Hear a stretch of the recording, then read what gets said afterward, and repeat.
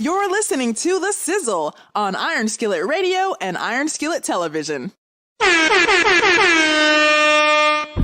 who it is, you know what it is. It's The Sizzle in the building with another Hot 5 and 5. All right, you know what? Let me get you prepared for a lot of Hot 5 and 5-ness. It's a lot going on. Listen, sports was all over the place this weekend. As you know, it's Monday, so we're Monday quarterbacking. Yeah, we're going to Monday QB everything that went on in sports.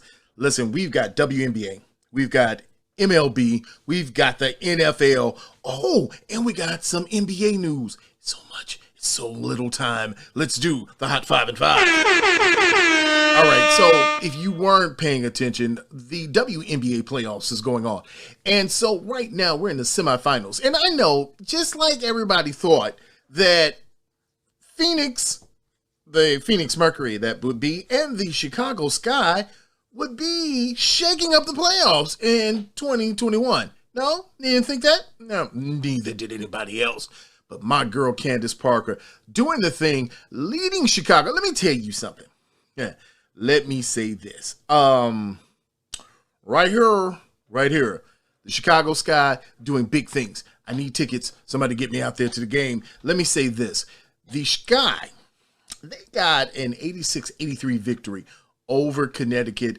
And the Suns have been one of the powerhouse teams coming in. The Suns being a top team, and the second-seeded Aces on the other side that the Phoenix Mercury are going against. But as always, Candace Parker and crew have been too much for everybody. I'm just saying, it's been a wonderful time. It has been something special. So right now, it seems everything's working with the Sky. Their chemistry seems to be working well.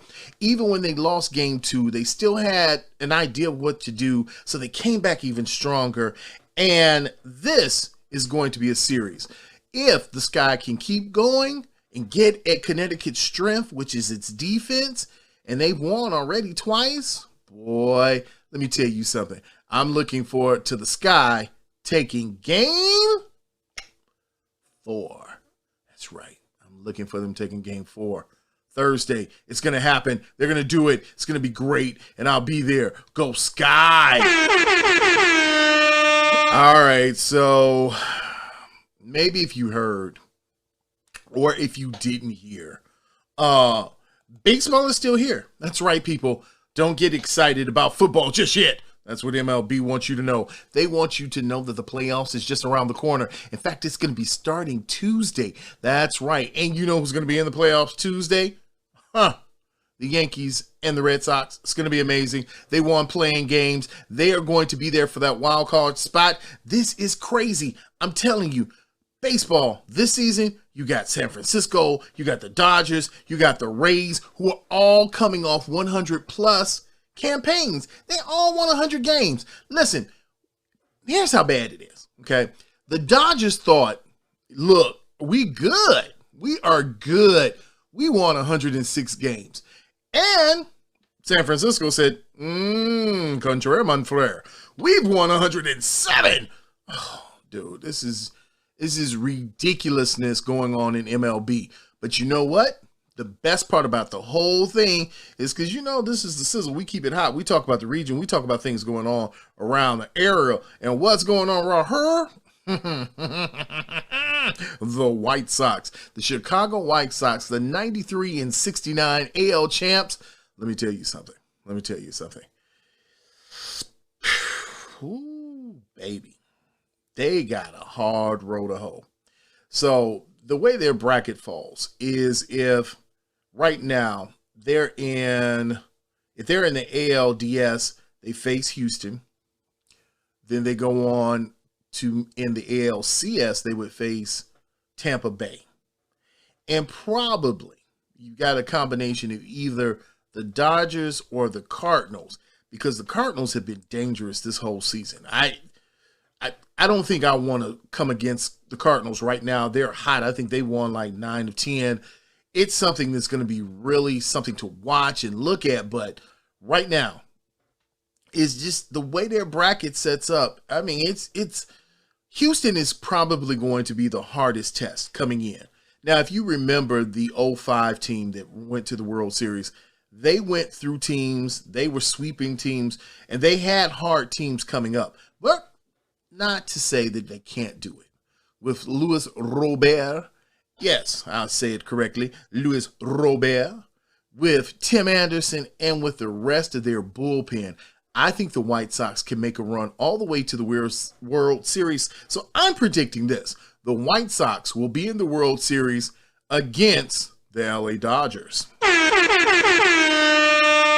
All right, so maybe you haven't heard, but I'll just tell you now. There's going to be a new fight. That's right. It's going to be a fight of all, not ages. That's right. Deontay Wilder is coming back, and he's going to fight.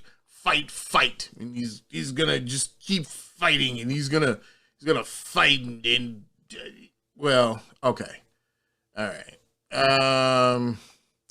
So if you don't know, Tyson Fury will defend his WBC heavyweight championship against Deontay Wilder on October 9th. Now, this is going to be at Las Vegas at the T-Mobile Arena. It's going to be a fight that it's their third fight. Is it their third fight? No, it's not their third fight. It's their second fight, right? Yeah, no, it's third. That's right, because that's why it's three. It's third fight, and it's almost been 3 years. A lot of huff and a lot of pleh. It's a lot of huffing and puffing going on. But, you know, you got Fury coming in with a 30-0-1 record. You got Wilder with a 42-1-1 record. Fury with 21 knockouts. You got Wilder with 41 KOs. I don't really know what to make of this fight because we're talking about two fighters who are right now the best at the heavyweight division. They are the best at what they do. So are you looking forward to seeing Wilder and Fury part 3, 1, 2, 3? Or maybe you think, you know, fight shouldn't go 1, 2, 3. Maybe it shouldn't be like a 1, 2, 3. Maybe it should be like a 1, 2. And then after 2, you can't do it anymore. That's right. You're okay, you are not going to do it anymore. How about that? That's right. After 2, maybe we should make a law. After 2, you can't do no more. Huh? I like that. Anybody? After 2? Okay, so again, if you're looking for fighting, and that's what you really want, Wilder and Fury, part 3, that's for you. All right, so you know basketball season's almost upon us. Preseason is getting ready to start next week, and now the NBA is coming up with things so that you'll know about it. Now, there's this issue with Kyrie Irving that he's going to take pay cuts because of his stance about vaccination. But right now, the NBA is taking steps and saying, okay, they're telling players, all right, so you're not getting vaccinated? Well, you're not going to get paid. How about that, buddy? You sit out games, you won't get paid. We'll hold your check. Now, okay.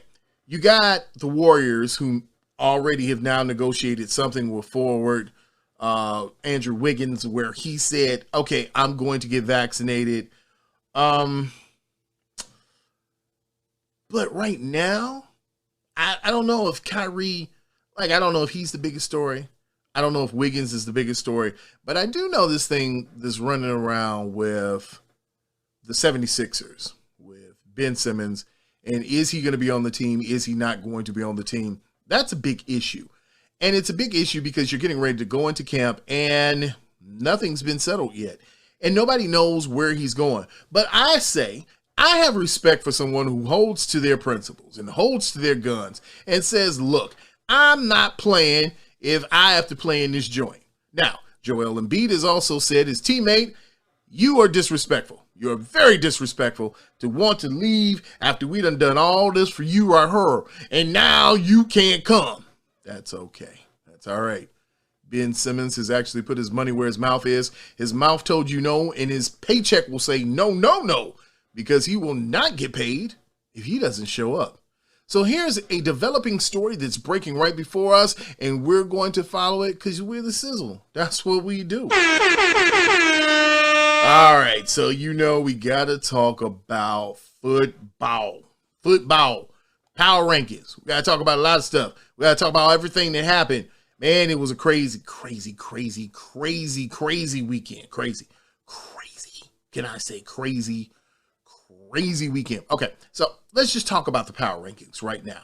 So in your spots, you've got the Los Angeles Rams. I don't know, bro. I don't know. The Rams let me down. They really let me down because I had my picks, and my picks were going to be great. So you got the Rams at number 1 in your power ranking, the Tampa Bay Buccaneers number 2, the Green Bay Packers at number 3, the Buffalo Bills at number 4, and the Baltimore Ravens coming into 5. Okay, it's a lot going on. It's going to be a lot. You got Kansas City at 6, San Francisco at 7, the Cleveland Browns at 8, whose defense has been stellar, the Raiders at 9, and then the Chargers at 10. And that all leads up to Monday Night Football. Monday Night Football is going to be that one where you say to yourself, is this what everything's about? It's about Monday night? And yes, you would be right. Monday Night Football always gives you that marquee game. It's that game where you say, ooh, I think I want to watch that. I do, because it's the last one, especially for my fans who are doing your fantasy, because you got to figure out what's going on.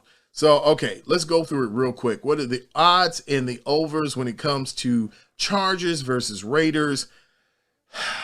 Okay, so your good money, if you're looking at it, is that you want to put money on Justin Herbert. If you're doing a daily and you want to get somebody, you say, hey, who is it that I should have right now? Justin Herbert would be the person for you right now. But that doesn't mean that David Carr is not a good bet for getting your money. David Carr is right there to get you your money. Honey, let me tell you something. Right now, I'm telling you, let's see. Let's look at the stat line, shall we? Let's just look at the stat line and see what's going on for tonight. Let's look at the money lines, and that gives you pretty much a good feel so you can understand where your money should be going. So right now, as you're looking at it, you've got the 3-0 Las Vegas Raiders, and they're going up against the 2-1 Los Angeles Chargers. Now, the Chargers look slow coming off their first game, but as things have moved forward, I think they're going to really pick up steam throughout the year. They're going to be a team that really you need to look at as they keep moving on. They can make things happen. They've got a quarterback who will make things happen. He'll pass, he'll give you some good yardage, and he'll give you some touchdowns. Now, they'll be sporadic. They'll be from everywhere around the board. You'll be like, who is that? I've never heard of him before. But that's okay. That is okay.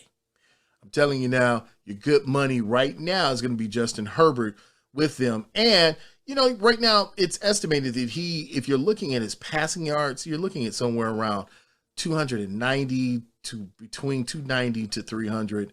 So I'm telling you now, good money. I'm not saying who you should pick. I'm just saying good money may be that the Raiders don't come out of this 4-0. I'm not saying. I'm just saying. Just saying, all right? So, you know, all right. You do what you want, but I'm just telling you. The spread is 3.5 on this. The money line is 170 on Vegas. So, hey, do with that information as you will and as you must. But let me tell you something. When you come to the sizzle, you won't be a bust. All right. And the last thing, when we talk about the NFL, we talk about a lot of moves that were made. Finally, we talk about the Chicago Bears and Justin Fields getting his second start and really becoming the heir apparent to no apparent heir. Right. Because there's nobody before him. Already in just 2 games. In one game, he sucked. And he's already still the best quarterback ever in Bears history. But I digress. Because I'll tell you right now, Justin Fields, he didn't have a great day. I mean, it wasn't great in terms of what he did, but let me put this out there for you. He was 11 of 17 for 209 yards. He only was sacked once, and he had a passer rating of 82.7, which was better than last week where he was 6 for 20, only threw 68 8 passes and had a passer rating of 41.3. So he nearly doubled his passer rating. You saw a wonderful game from David Montgomery, who had 2 touchdowns before leaving with a knee injury. I mean, it has been something to watch. Now, what you're going to watch for the Bears for next week is that not only do they have David Montgomery, who has a knee injury, but their backup Damian Williams has a knee injury also, or a lower leg injury. So those are things to be looking at in their running back room. Who's going to be carrying the rock? And, you know, I'm happy Matt Nagy fired himself as offensive coordinator, because he's not offensive coordinator because he sucks. I just want to say that, and I mean it, he sucks. So you know what to do. Make sure that you hit the like, subscribe, and share button. And make sure, if you can't catch this video, make sure that you always catch the podcast. And get the podcast from wherever you get your podcasts. Be it Spotify, be it Google, be it Apple Podcasts. You can find us. We are Iron Skillet Sports. And we will see you, my friend, on the other side. Remember to look for our exclusive interview with Coach Angela Hamblin-Blakely from the region. You know who only does it the way we do it, which is the SIZZLE, right here on Iron Skillet Radio and Iron Skillet Television. Make sure that you follow us on Twitter, Facebook, and Instagram at Iron Skillet Sports. And remember to like, share, and subscribe to Iron Skillet Sports on YouTube at Iron Skillet Sports.